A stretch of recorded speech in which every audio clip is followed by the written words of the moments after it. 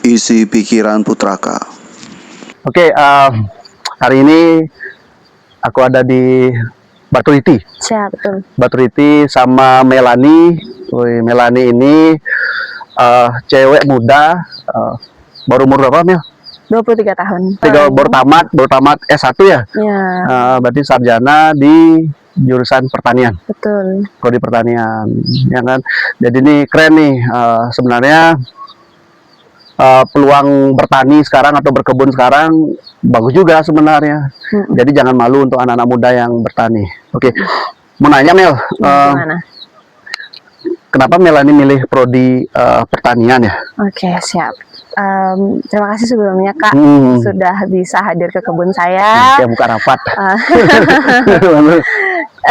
Kenapa bisa milih pertanian? Simpel sekali sih sebenarnya Kak. Saya pribadi juga nggak tahu bakal bisa bertani sampai detik ini sama keluarga. Sebenarnya itu awalnya karena bantu orang tua. Saya dulu itu mulai bertani kelas 3 SMP.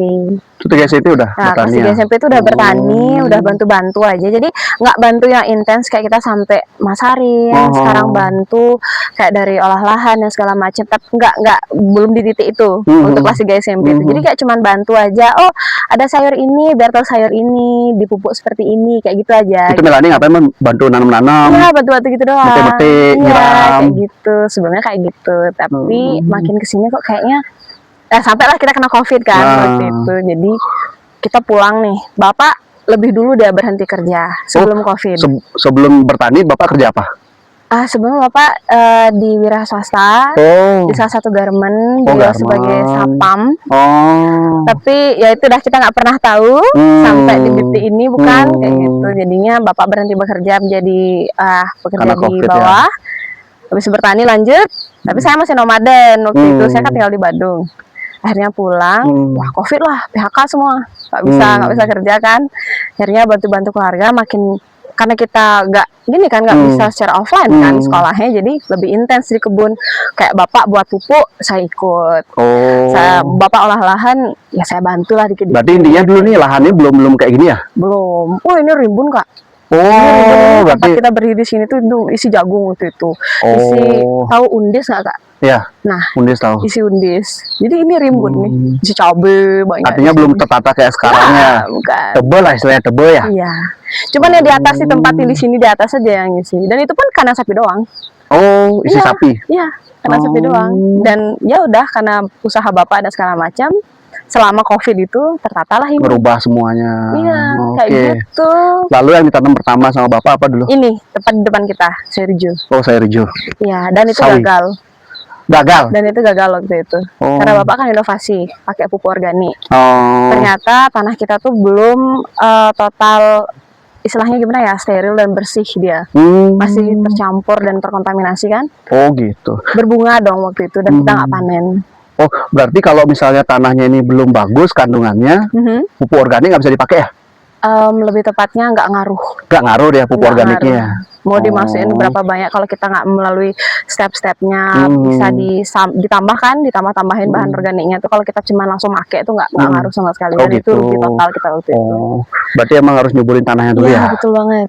Berarti tanahnya diapain? Nah, kita olah itu, bener kan? Nah, kita kan olah dulu nih. Sekarang saya bercerita. Kita olah dulu. Waktu itu Bapak juga inovasi kan. Nah, waktu itu Bapak pakai kotoran sapi aja. Kotoran sapinya tuh yang di fermentasi. Kemudian dari urin sapinya, kencing sapinya itu juga difermentasi. Jadi itu pelan-pelan, meskipun kita pakai masih bahan sintetik kan, tambahin lebih banyak bahan organiknya, sampailah seperti sekarang. Kencing sapi. Berarti dari kencing dan kotoran itu ya? Iya, makanya kita pelihara sapi tadi, kita bilang ada kandang sapi. Iya. Gitu, Kak. Kayak disuntikin gitu ya? Kayak disiram-siram gitu ya? Tapi perlahan ya, step by step. Itu berapa lama sampai tanah itu subur? Kita Bapak itu kalau nggak salah dia mulai dari tahun 2012. Dan itu take time itu sebelum 2012 deh. 2012 itu lahan kita sudah sehat. 2012 sudah sehat? Ya, sepanjang sebelum tahun 2012 itu kita masih berusaha. Dan masih trial dan segala macam hancur pokoknya.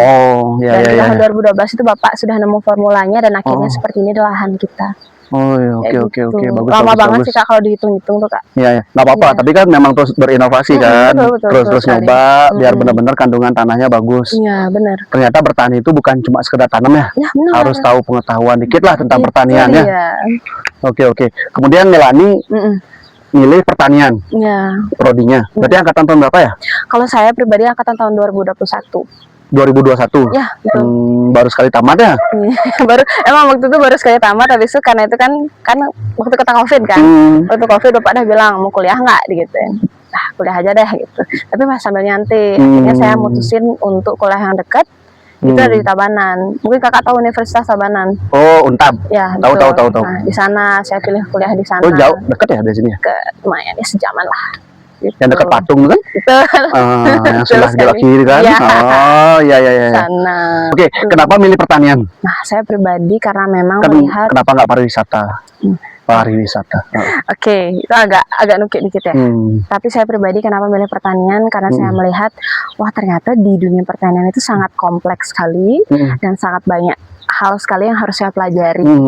Dan terbersitlah di pikiran saya. Sepertinya, kalaupun saya belajar di lahan, belum tentu nanti di perkuliahan itu memang betul sama seperti itu. Kayak gitu. Emang betul sih, sekarang kan saya sudah lulus. Iya. Memang betul sama dia. Tapi ada memang komponen-komponen esensial yang kecil sekali yang saya tidak tahu waktu itu. Nah, jadi saya putuskan ya udah Pak, saya kuliah. Tambah ilmu lah ya, Ya, untuk tambah ilmu. pertaniannya. Sebenarnya cuma tambah ilmu aja. Kemudian saya secara nggak langsung ya tambah temen dan ketemu sama akademisi yang memang ya mungkin tidak sepemikiran dengan saya. Jadi itu nambah insight saya pribadi. Kayak gitu sih. Ilmu pertanian tuh berarti mempelajari tentang tanah, kandungan tanah. Betul, kandungan tanah, kemudian dari pengendalian hama. Iya, kesuburan tanah itu juga. Dan elemen-elemen yang ada dalam tanah itu kita harus tahu. Kenapa dia bisa subur, kenapa dia lebih kayak ada kandungannya lebih asam, lebih basa.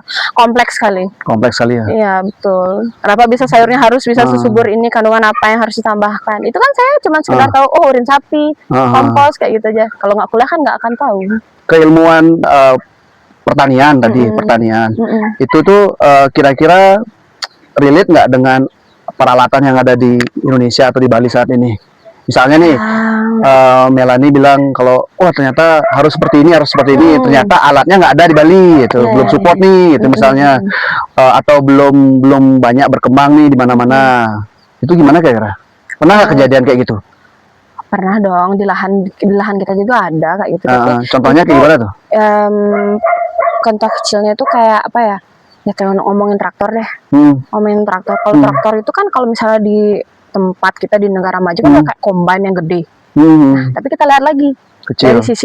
Dari sisi mana ya kayak tanah kita, kondisi topografi tanah kita itu.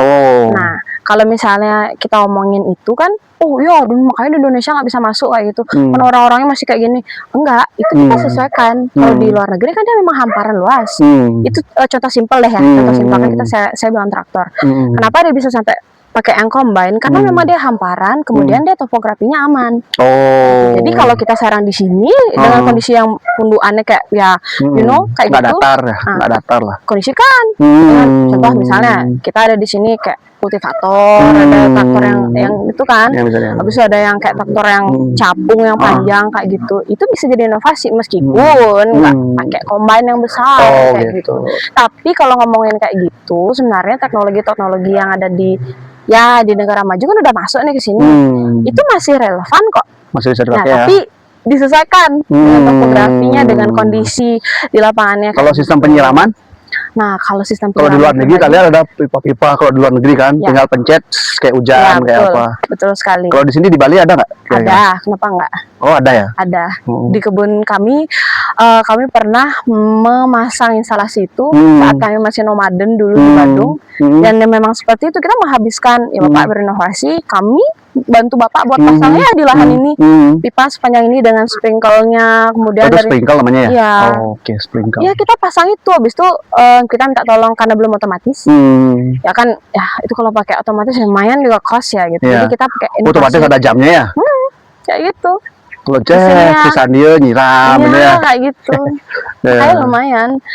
kita pribadi udah pakai itu, dan petani-petani daerah sini bukan cuman kita aja, daerah sini juga udah menggunakan itu ya. Iya. Oh, berarti modern juga ya. Iya dong, sudah. Tapi memang tidak looknya kayak wah sangat modern seperti di luar sana gitu, tapi memang kita sudah melakukan hal itu dengan cara inovasi kita masing-masing kayak gitu dia. Lalu kontribusi keilmuannya Melanie ke Bapak apa untuk bantu berkebunan? Kalau ini saya, Pak, ini daunnya kurang lebar gitu misalnya.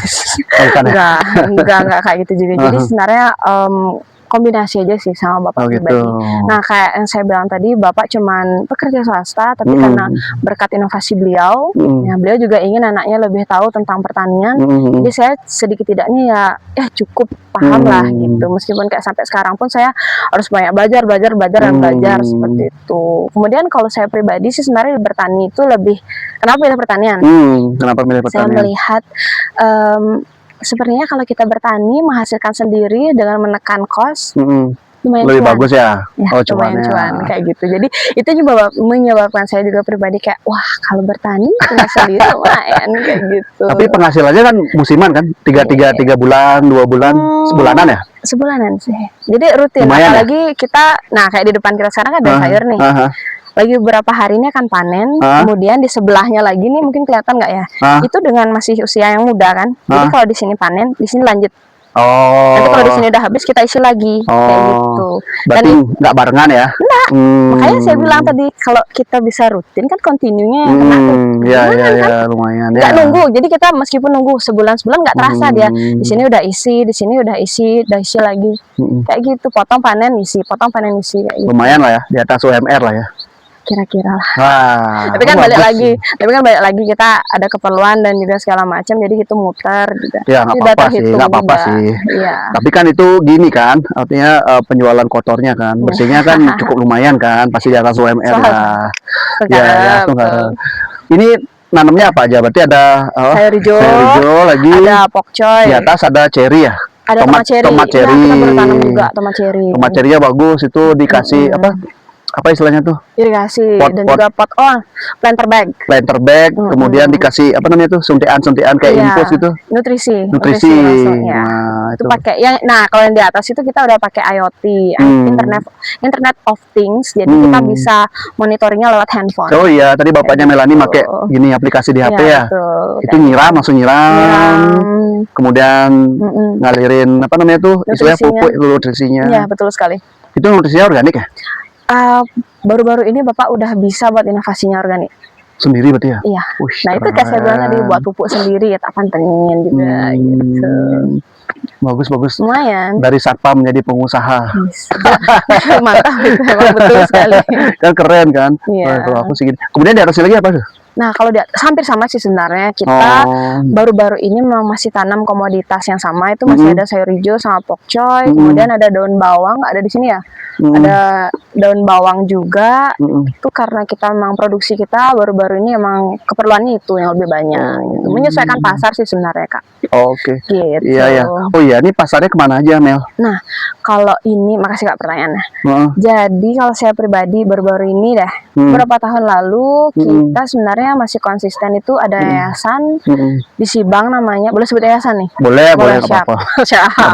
Berarti itu ada di Sibang, Sibang Gede, di Banjarsrijati lebih tepatnya, itu namanya Yayasan Lavandaya. Oh, Lavandaya. Lavandaya Dharma Bali. Dia itu menggait turis-turis yang ada di sekitar sana. Di sana kan ada Green School ya.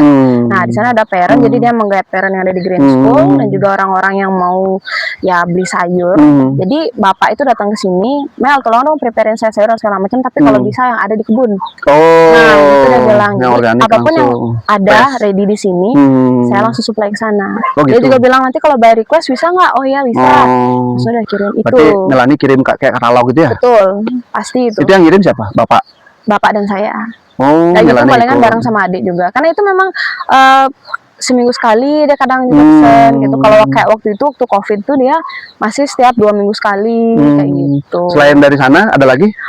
Ada. Kami itu dari tahun 2024 akhir waktu itu kita supply ke Potato Head. Ya, dan itu pun juga sayurnya lokal. Ya, kita ada supply tahu Jepang. Sayurnya deh. Tahu. Supply Jepang, kemudian sereh. Kita supply daun bawang. Untuk harga jual masih oke nggak? masih oke. Dan juga di Potato Head ini, nah ini dah saya nggak tahu. Saya cukup bersyukur bertemu dengan ya company besar seperti Potato Head karena dia memang langsung hadir ke kebun. Oh, mereka datang sini langsung. Gitu. Dan jadi itu kan buat kita juga nego harga langsung dari petani. Kayak gitu. Nggak jadi perentaraan dari tangan kedua tuh nggak ada, langsung ke petani dia langsung kayak ke gitu. petani ya. Tuh makanya saya nggak tahu sih, mungkin di luar sana mungkin ada company seperti Potato Head juga atau kayak gimana, tapi saya cukup suka sih dengan Potato Head karena dia bagus juga. Iya ya, karena dia langsung sini kan lebih murah mereka dapat belinya kan. Nah, secara nggak langsung. Tapi dia juga bilang range dengan harganya disesuaikan dengan bagaimana costnya petani bekerja dan pengolahannya. Tapi memang dari harga petani juga tidak ditekan karena gitu. ada keleluasaan untuk menjual harga jualnya lah, harga pasar kan ya. Betul sekali. Kalau nentuin harga pasar berarti gimana Mel caranya? Nah, kalau punya grup petani bersatu kah? Petani bersatu. Sebenarnya kita cuma menyesuaikan dengan rekan-rekan petani sekitar sih. Oh. Karena kan sesuai dengan apa produksi komoditi kita yang ada di sini. Sayurnya misalnya daun bawang. Namanya teman-teman kita yang punya daun bawang di sekitar sini. Berapaan satu? Kayak gitu, dengan yang di tengah-tengah deh, range harganya memang memang pas gitu untuk berkepanjangan kan, berkelanjutan harganya kayak gitu. Jadi kita saling kotak petani-petani sekitar sih. Berarti sini sulit ya juga ya, lumayan ya. Begitulah. Artinya persatuan petani-petaninya. Di Betul Batu Riti nih ya, Batu Riti ya namanya ya. Cukup lumayan sejuk tempatnya, berkelok-kelok. Bagus ya. Iya. Oke. Menurut Melanie nih, ya gimana? Ke depan kan nggak semua sarjana pertanian lah yang mau meneruskan usaha tani orang tuanya. Sangat jarang sih. Salut sih, cantik, masih muda. Terima kasih. Mau apa namanya, berkebun dan bertani. Berkebun istilahnya ya. Berkebun artinya mau panas-panasan, nggak panas juga sih, sejuk sih tempatnya. Putihnya putih, hitam. Enggak. Ya kan, masih terawat lah, bagus lah, sejuk tempatnya. Emang tempatnya juga mendukung untuk berkebun.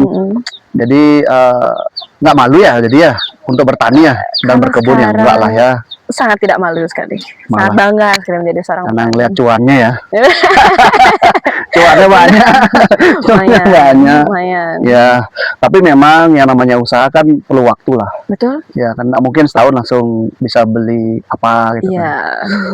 Pelan-pelan lah, pelan-pelan. Mungkin 5 tahun, 10 tahun pasti ada hasilnya. Betul. Aku kesini lagi mungkin rumahnya bakal tingkat 5 mungkin. Ya, oke. Kemudian kira-kira prospek pertanian ke depan tuh kayak gimana sih? Karena gini loh, banyak sekali kita lihat lahan-lahan pertanian di Bali nih. Semoga denger-denger nih ya. Coba tahu kan ada anggota dewan yang nonton. Asik. Atau calon gubernur atau gubernur yang sekarang. Iya, boleh. Banyak sekali tanah-tanah tuh alih fungsi. Tuh. Banyak sekali petani, pekebun itu mereka mungkin nggak tahu ilmunya mungkin ya. Asal nanam tiba-tiba busuk. Nah itu udah pemahaman keilmuan bertani, berkebun tuh kurang. Akhirnya mereka putus asa dan menjual lahannya. Ya kan, menjual lahannya. Sebaiknya disewain sih, jangan dijual, kasihan. Nggak beli juga kan juga. Punya leluhur, ngapain dijual.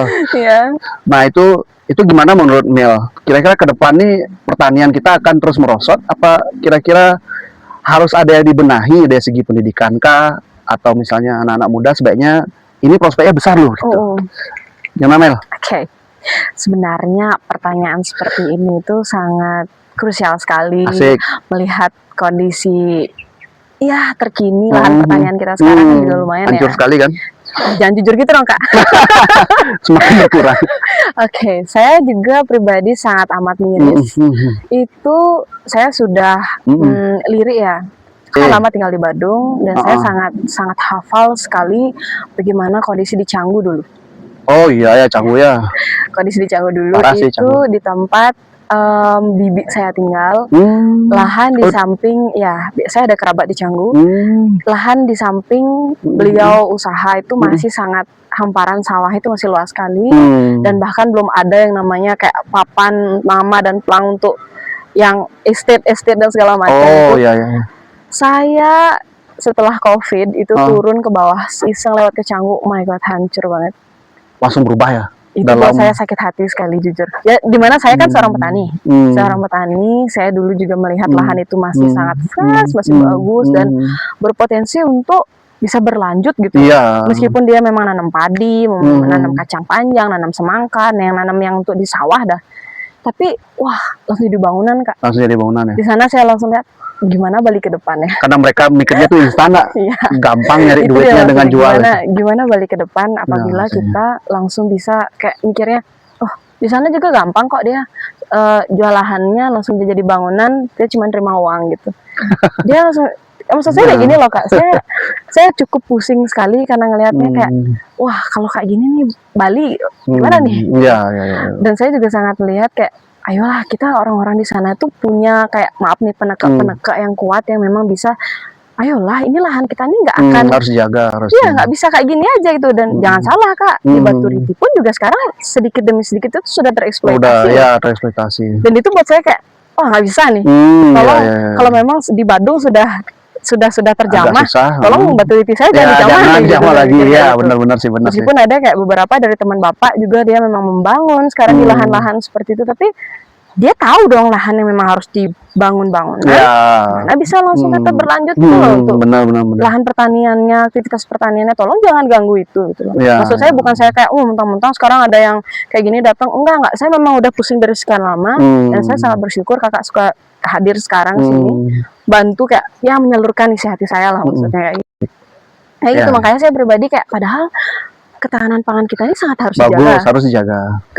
Bali bukannya kritis pangan ya sebenarnya, krisis pangan sebenarnya. Karena lahan hijaunya udah berkurang sekali. Makanya sekarang saya bilang, saya bener kalau orang Bali bilang bermecik pelengan nih, mikir kayak gitu. Sekarang dia bilang kayak harus, menggalakkan ini, harus tanam ini. Kayak orang lahan di sebelah malahan dibabat sama hutannya, kan kayak tolonglah jangan kayak gitu loh. Sekarang kita yang punya tuh yang ada di sini sekarang dipertahankan gitu loh. Berarti memang harus dipetakan ya. Ini lahan produktif, jangan diganggu-gugat. Betul sekali. Ini boleh untuk pemukiman. Dilihat dari kandungan tanahnya juga ya. Kalau kandungan tanahnya bagus untuk tanaman ya dijaga ya. Jangan ditanemin beton. Oke. Baik, cukup. Mantap nih calon ini nih. Bukan calon apa-apa. Oke. Kemudian mau tanya lagi nih. Jadi pemasarannya selain itu apa lagi? Berarti nggak ada rencana lagi nggak selain mungkin bisa jadi kan banyak petani yang gulung tikar, ada yang males, mungkin dia bingung. Aku nanam aja tapi masarannya bingung kemana. Nah ini syukur-syukur Melanie ada pihak-pihak yang datang kan, yayasan atau hotel dan lain sebagainya yang datang. Kira-kira yang benar-benar nggak tahu harus kemana itu gimana caranya sebaiknya kalau menurut Melanie? Sarjana muda kita. Enggak. Terima kasih Kak. Jadi kalau saya pribadi sepanjang saya memang mensuplai ke beberapa tempat tadi, saya juga ngajak teman-teman petani sih sebenarnya. Dari sepanjang saya suplai itu, ya kita bilang lah saudara terdekat dulu. Saudara terdekat saya juga emang guide dari awal. Yuk, saya ada ini dan saya juga merasa dong. Soalnya keperluan dari kalau sebut nama lagi Potato Head ini setiap hari. Dalam hitungan setiap hari dengan kuantitinya lumayan. Kelabaran juga kadang-kadang ya. Gitu dong. Jadi kita realistis aja, kita nggak bisa kerja sendiri. Yang mau nggak mau saya harus ngajak teman-teman di samping saya, itu saudara terdekat dan juga teman-teman petani yang saya kenal. Daripada ngambil sayur dari luar Bali kan? Jauh banget. Itu dia kan. Itu dia. Makanya dulu kan sempat ada itu sayur-sayur atau ada beberapa kayak strawberry atau apa di luar Bali kan? Yang tadi udah dengar. Sebagian besar kayak itu. Nah makanya saya bilang tadi kalau diulang lagi, Potato Head ini bagus. Dia langsung ke lahan pertanian, petani yang ada di sekitar yang memang berpotensi untuk disuplai ke tempat mereka kayak gitu. Tapi selain itu kan memang kita harus melek teknologi ya. Betul. Banyak petani ya. Kadang-kadang ada gini. Bapaknya petani, nggak tahu teknologi, anaknya malas ngurusin bapaknya. Tolong dong bantuin bapak bikin IG. Aduh malas pak. Kan ada yang kayak gitu. Kasihan loh sebenarnya. Saya juga gitu dulu sih, tapi saya lihat kayak kok kayaknya gimana ya? Karena ini tambang ini kan kayak tambang. Gitu. Bisnis. Soalnya memang betul. Tiba-tiba aja kayak waktu itu karena memang di awal kan memang bapak yang buat. Jadi saya cuman kayak nyokong nih, ikut-ikutin nambah lagi dikit kayak gitu. Bapak itu buat maps di Google Maps lokasi kita. Jadi kayak tiba-tiba aja ada orang datang kayak permisi betul ya KDR Organic Farm. Oh ya betul gitu. Saya lihat di maps, cuma sini kayak jalan-jalan dia. Wah bisa ya. Jadi saya iseng lah juga dibantu dengan saya anak muda. Saya juga kayak suka nyari ketenaran tuh lewat sosial media. Jadi kayak buatin deh sosial medianya gitu, sambil kita keluar-keluar dikit lah gitu. gitu. Menarik. Berarti pemasarannya lewat sosial media kencang berarti ya? Secara Cukup langsung kencang ya. cukup Apa nama Instagram tempatnya Mela nih? Oh, kita ada kalau nama kebunnya nama kebunnya. Organic Farm Mundo Anong itu Instagram. Oh, KD Iya. Organic Farm. Nanti tak kasih di deskripsi Siap. video. Ya, boleh. Ya, orang Iya. Bali, ayo dukung. Ya kan, bagus tuh sebenarnya. Harus. Berarti omsetnya cukup menjanjikan lah ya. Iya, begitulah. Walaupun megang tanah, tapi omsetnya menjanjikan. Tapi Syukur. ya kan, ini buktinya. Sekarang tuh kebun itu ganteng, cantik, tapi bagus. Melani punya tanah seperti ini. Berapa are totalnya? Kalau ini dihitung semua itu sampai sekitar 70 are, tapi 70 are. 70 are, tapi yang produktif itu sekitar 45 are. Oh. Ya karena di bawah ini kita kan ada tanaman yang zaman dulu nih, masih yang leluhur punya. Kita ada bambu, ada alpukat yang udah lama. Soal bawah ini punya Melani? Iya, bawah juga. Itu lahan orang tua, lahan leluhur deh. Tuh ada manggis juga, duren. Tapi kan yang memang udah dari dulu dia kayak gitu. Tapi yang pakai diproduksi cuma ini aja ya. Iya, betul, itu tapi aja. lumayan sih. Bapak tadi 45 are. 45 are. Iya. Banyak sih yang komunitas yang bisa dibikin dan Begitulah. keren. Siap. Oke, makasih Melani. Siap. Kira-kira pesannya apa untuk anak muda ke depan? Pesan lagi. Ada beberapa orang yang bilang pesan lagi. Pesan lagi. Tidak banyak sekali sebenarnya pesan yang bisa saya sampaikan. Kemudian saya juga masih belajar. Tapi kalau seandainya ada anak-anak muda yang memang seandainya memang sudah bekerja, oke, lanjutkan kalian, teruskan. Kemudian apabila ada juga anak muda petani seperti saya juga, ayo kita bareng-bareng mempertahankan profesi kita dan tugas kita, karena memang sebenarnya bumi kita ini saat ini memerlukan kita kaum muda. Kalau misalnya nggak ada regenerasi itu, nggak ada regenerasi susah juga. Siapa lagi lahan kita lagi, meneruskan lagi susah tuh. Ya seperti itu aja sebenarnya, semangat anak muda itu aja udah. Tapi penting juga pendidikan sih. Kadang-kadang ada juga yang ini bisa kok, ini bisa gitu. Tapi bapaknya Melani aja dia learning by doing sebenarnya. Eksperimennya banyak sekali. Berbulan-bulan, bertahun-tahun malah untuk mendapatkan konsep organik. Ini organik loh. Jadi nggak ada pestisida, nggak ada bahan-bahan kimia yang berbahaya. Jadi sangat organik. Makanya malah cenderung hotel-hotel yang menerima kan, yang nyari-nyari kan. Begitu. Tapi memang cepat juga tumbuhnya ya. Bedanya dengan itu apa? Pestisida atau apa gitu. Sebenarnya kami juga bisa, kalau di Belangka itu bisa bersaing. Maka dari itu, itu Bapak kami berinovasi buat formula yang memang pas, sesuai dengan keperluan si tanaman-tanaman ini gitu. Karena ada beberapa tanaman yang memang kita sesuaikan dia kan dari formulanya. Tapi karena Bapak bilang, wah kalau buat tanaman kayak gini harus dibeda-bedain, Bapak susah nih.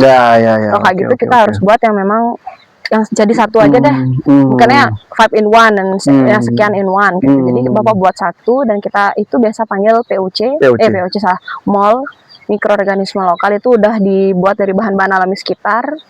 Ya, bahan-bahan alami sekitar di sini baru dicampur pakai gula, karena kita fermentasi ya, gula sama air kelapa. Itu semua Bapak yang bikin? Ya. Wih, mantap. Langsung natural, langsung dari kebun kita buatnya. Mau belajar kesini boleh?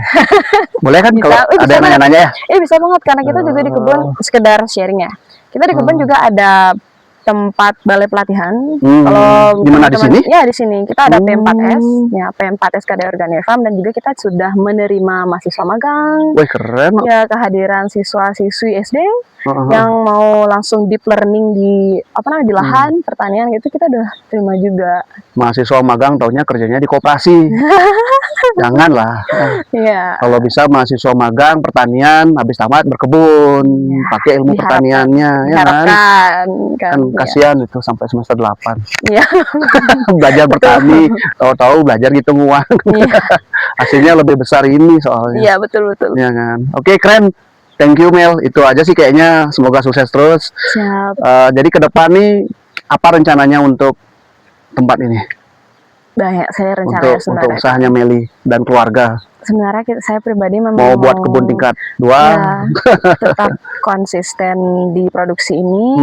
Kemudian juga karena kami ada balai pelatihan, kami juga sambil kan buat plotting kayak gitu tuh plotting untuk gitu ya. untuk di pelatihan ini, karena memang ada beberapa orang yang juga bilang kayak kamu ada potensi untuk tempat ini dan begini kayak gitu. Tapi saya bilang juga, oh saya juga tidak bisa dong merubah kayak maksudnya map ya, kayak untuk kebun ini secara langsung kayak berubah ya gitu. jangan. Sebenarnya saya mau melanjutkan itu aja dulu, karena dari saya lihat memang edukasi itu penting. Iya, penting sekali Langsung ke edukasi lahan sih. ini juga langsung dia lihat in real time seperti ini kayak gitu sih Kak.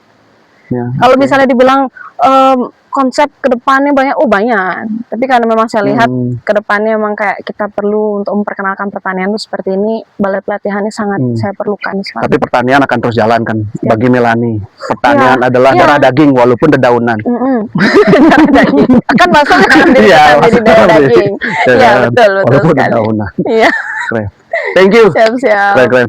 Thank you ya. Mari. Keren. Kak. Aku belajar juga, no. Iya.